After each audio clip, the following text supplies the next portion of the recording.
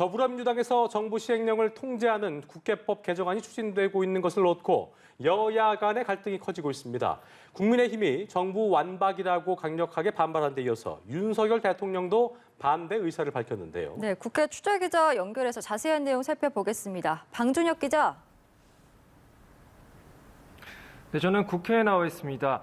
민주당 조응천 의원이 추진 중인 국회법 개정안은 정부가 제출한 시행령이 법안에 맞지 않는다고 판단하면 국회가 수정을 요청할 수 있도록 하는 내용인데요.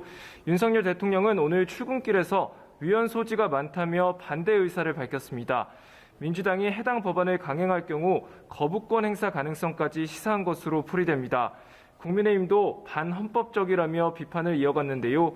권성동 원내대표의 발언 직접 듣고 오시겠습니다. 상권 분립의 정신을 무너뜨리겠다는 것입니다.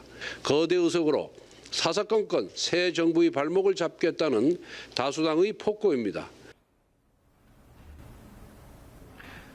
이에 조 의원은 지난 2015년 당시 여당이었던 새누리당 유승민 원내대표가 비슷한 내용의 법안을 처리했고 권 원내대표도 해당 법안에 찬성했다고 꼬집었습니다.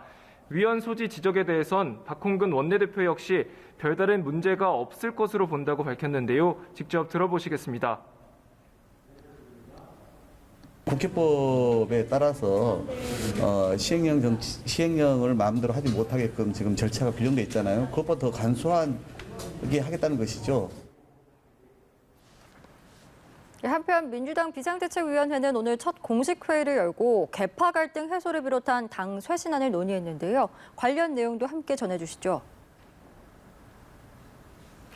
네, 그렇습니다. 우상호 민주당 비대위원장은 오늘 오전 국회에서 첫 회의를 열고 전당대회 준비위원회 구성 등을 논의했습니다. 비대위는 오늘 회의에서 차기 지도부 선출을 위한 전당대회 준비위원장에 4선 중진인 안규백 의원을, 전당대회 선거관리위원장엔 3선의 도종환 의원을 위촉하기로 했습니다. 특정 정치색이나 계파에 치우치지 않은 중립적인 인사라는 설명입니다. 오 위원장은 연일 계파 갈등 진화에 나서고 있는데 관련 설전은 가라앉지 않고 있습니다. 5선 중진인 이상민 의원은 오늘 한 언론 인터뷰에서 철험회 등 당내 찌든 계파에 해체 명령을 해야 한다고 주장했고, 친명계로 분류되는 우원식 의원은 계파 정치가 실패의 원인인 것처럼 목소리를 높이는 것도 생뚱맞다고 맞받았습니다. 공천 개혁 등을 추진할 혁신위원회 출범에 속도를 내고 있는 국민의힘 내부에서도 이견이 노출됐습니다.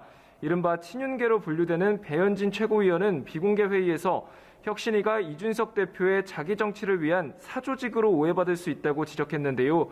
이준석 대표가 앞으로 자기 정치를 하겠다고 선언한 가운데 당내 주도권을 놓고 이 대표와 친윤계 간의 힘겨루기가 계속되는 모습입니다. 지금까지 국회에서 전해드렸습니다.